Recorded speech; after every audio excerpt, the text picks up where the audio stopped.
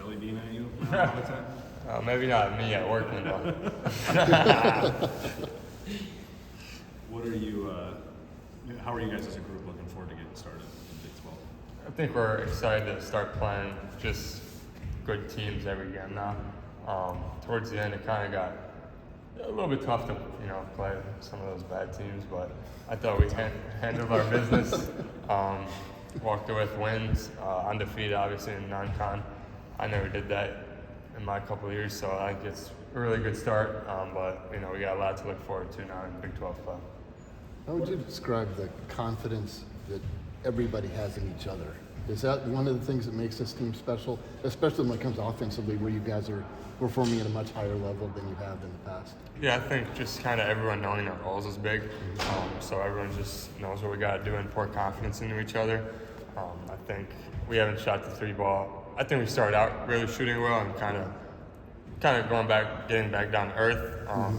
So I think we'll be fine. But I think everyone just knows what to do, and we're playing well right now offensively.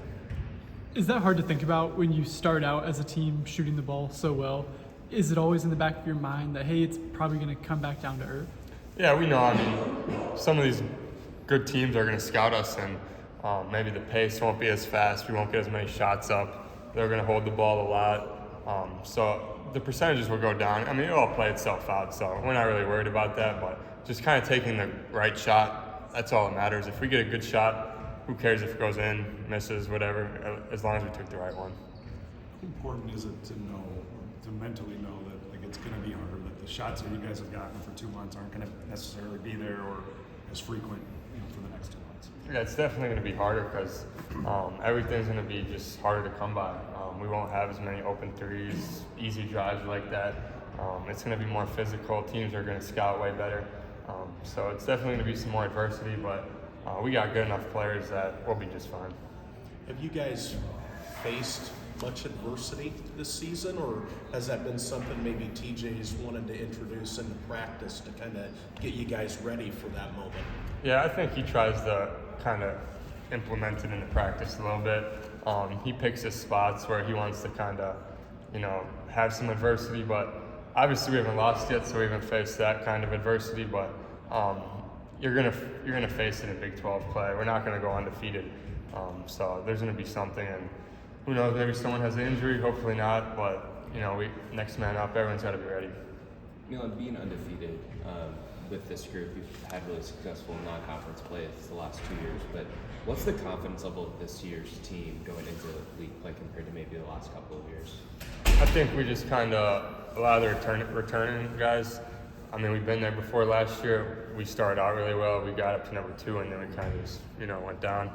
So I think just having that year under our belt is big, and I think this year we'll take a step forward and just have more experience and know kind of what to do when adversity comes. Speaking of that, how much does having to sit, whatever it was, a month-ish during conference play make you that much, hungrier, more urgent now that it's coming around?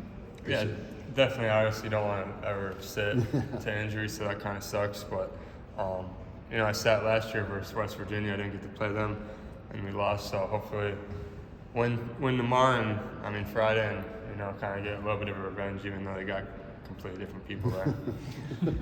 What lessons can the team take from Cade Kellerman and how he always stays the course and is ready?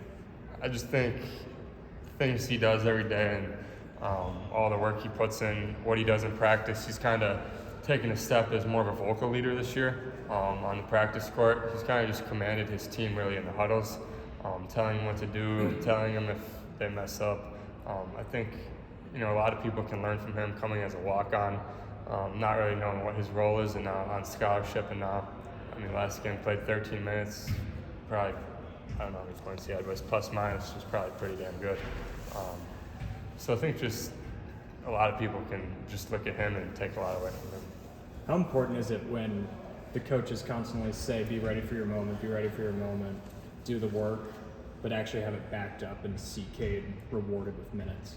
You just got to trust the coach, because there's going to be times where foul trouble happens. There's going to be some sort of injury during the season.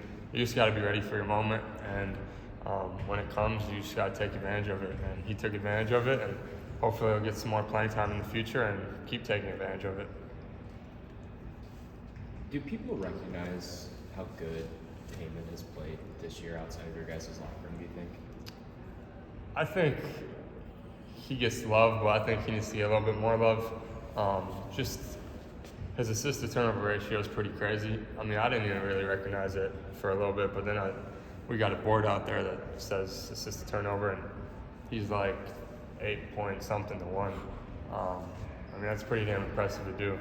And his scoring is taking another leap, so I think he's one of the best players in the country and one of the best point guards. How have you seen his relationship with Killian evolve since they first met each other in June? I think it really evolved when he kind of got injured. He kind of just took Killian on the side a lot and told him some tips and tricks as a point guard. So I think it evolved, and I think they're one of the best 1-2 defensive backcourts in the country. Is that how you would draw it up? I mean, to have a senior kind of hand it off to a freshman, is that kind of what maybe you would have somebody like that maybe next year you'd take under your wing? Oh, for sure. I mean, TJ got really lucky in finding Killian. I mean, he just, the way he came in right away, he didn't really even need to like grow a little bit. Like, he hasn't really struggled at all this year because, I mean, when you can pressure the ball and be as good as a defender as he can, I mean, he's going to be on the court for however many minutes. And the offense game will come. I mean, he's been, when Taman was out, obviously he had a couple 20-point games, but I mean, he knows his role and he's doing really good at it.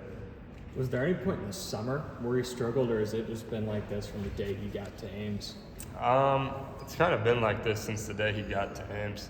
The only part he probably struggled at was listening a little bit, just because, you know, it's a whole different language over here, a whole different game. So I think just kind of taking that in and listening, and I mean, he's grown since he got here, and he's been really good.